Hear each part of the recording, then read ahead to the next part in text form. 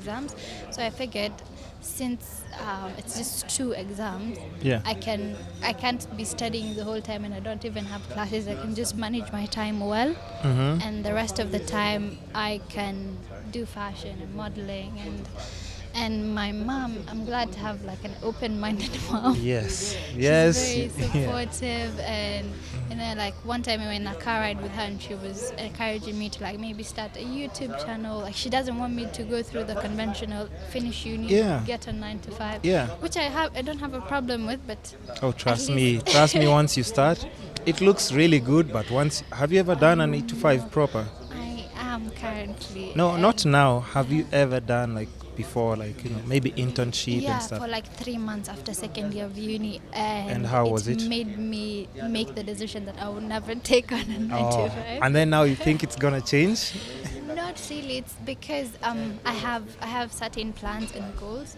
Like I intend to start my own business, and I did not want to take any loan. Or my dad offered me like a loan, like just a family one. But sometimes mixing family with business is not I, yo, if exactly your a dad good is giving you idea. a loan, take it, interest free.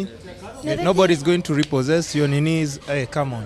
the thing is, they're going to end up wanting control over the business. I And know, but you'd rather them than the government and yeah, the bank. it's You know better that? them. But what if I could come up with that money myself?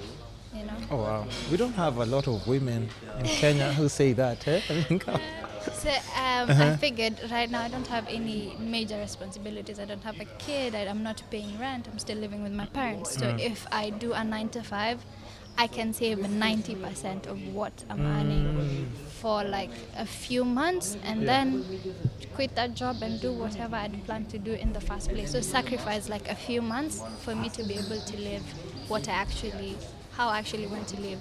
yeah, Yeah, like a year or 6 months down the line. that's very interesting. So that's why I ended up going back to the 9 to 5, which I was not a fond of. I wasn't fond of, but sometimes you have to do what you have to do. What is it? What's the 9 to 5 that you do? I work as a financial manager for an oil marketing company. Financial manager. It's quite interesting. Wow.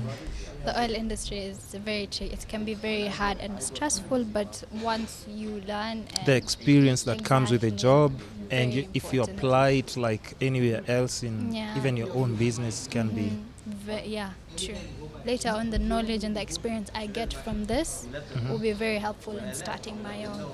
And you see, that's why, like, even in the podcast, I keep like, I have to ask people about these little things that they might not put out there. Because let's say if I see you on Instagram, I wouldn't know about like all these papers. I wouldn't know about your True. educational like qualifications and all these things.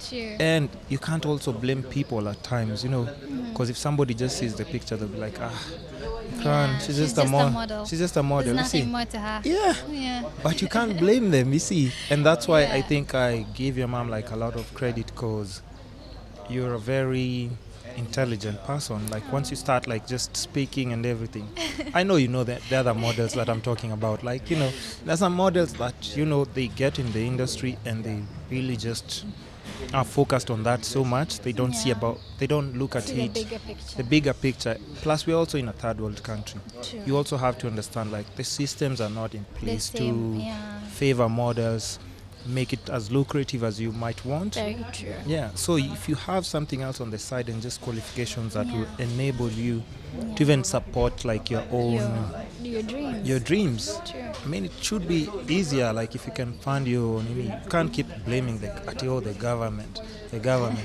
but you can make it turn it around and Yeah. make it work in your own True. favor. They say in Kenya it's who you know, but what if you make yourself worth knowing, Make everyone want to know you. See that? You hear that? Okay. So yeah, I mean, it's so important for people to understand, and that's why the podcast is here as well. Just for people who see you maybe on Instagram, or maybe will bump into the podcast and see like, oh, she's not just a model. There's so many much other more things. to it. And you see, like for you, like I think you even downplay on the on the like just educational part that you have as a person. which shouldn't be the case. Because put it out there. If that's what you do as well, like let people know. Yeah. If you can talk about it, a lot of people making bad financial decisions when it comes to business, especially like young people. And that They just can easily get scammed, or so many ill-intentioned people. and they are there in Nairobi. They are there in Nairobi. So you have to be really careful. And I think it's also important, just if you have something like that going on the side, even if it's not through like a blog or YouTube, the way like your mom actually suggested YouTube. How many parents out here will suggest something like that? And you're very vocal. You can just educate people on a lot. And if you ever need research on gear and everything,